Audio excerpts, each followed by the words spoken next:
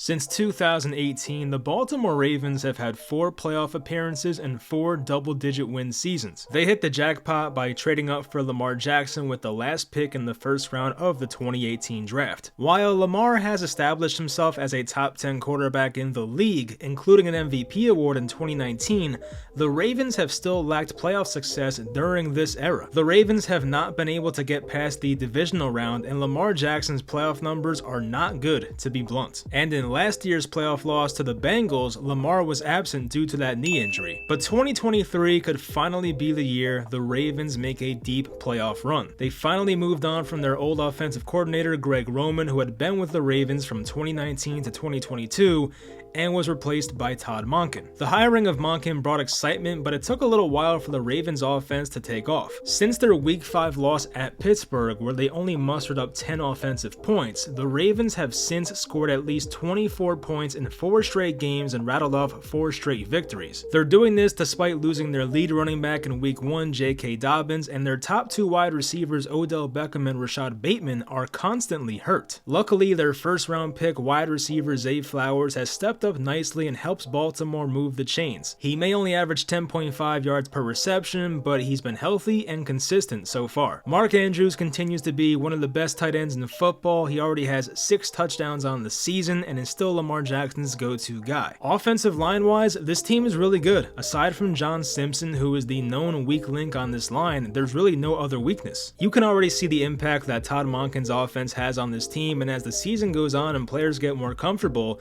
it should get even better. But really where this team thrives and why they could win a Super Bowl this year is their defense. Mike Macdonald has been the Ravens defensive coordinator the past 2 seasons following the departure of Don Martindale, and so far he looks phenomenal. Baltimore's defense currently leads the NFL in sacks, having 4 more than the next closest team, and they don't even have a superstar pass rusher. And the amount of production they're getting from afterthought veterans is pretty crazy. Whether it's Jadeveon Clowney, Kyle Van Noy, or Michael Pierce, they are getting more than they could have ever asked for. They haven't even had Tyus Bowser yet, who has not taken a snap this season due to a knee injury, but hopefully he can be back soon. So far this season, Baltimore's defense ranks top 10 in passing yards allowed per game, rushing yards allowed per game, QBR against, third down percentage, yards per play allowed, and of course, points allowed per game. Not only are they top 10, they are actually number 1 in the NFL in points per game allowed, only surrendering 13.8 points per game. No defense has allowed fewer than 13.8 points per game since the 2006 Baltimore Ravens. They have been that good. While the 13.8 points per game allowed may not last the entire season, especially with some great opposing offenses still on the schedule, it just gives you an idea of how dominant this defense has been and can be. The trade for Roquan Smith at last year's deadline looks like a brilliant move. Pairing him with another fast and downhill linebacker like Patrick Queen was a perfect fit. You have 2 linebackers that are legitimately sideline to sideline players. Roquan Smith has graded out as the 4th best linebacker in the entire NFL this season per PFF. Even their secondary is loaded with stars and good depth pieces. The secondary is highlighted by Kyle Hamilton, the second-year safety out of Notre Dame, and veteran cornerback Marlon Humphrey, but there's other good pieces too. Safety Marcus Williams has been a ball hawk his entire career, having 19 interceptions in his first 6 NFL seasons, most of that coming with the Saints. Cornerback Brandon Stevens has really stepped up this year. Rock Yassin has been a decent corner in this league for a while now, and same goes for Ronald Darby. They're built to take hits even when the injuries happen, but the main thing is keeping number 8 healthy because he's irreplaceable for them. As we know, the past 2 years, Lamar Jackson went on to miss the final few games of each season, so this year, things have to change. And it's not like the Ravens are just winning games by a little bit,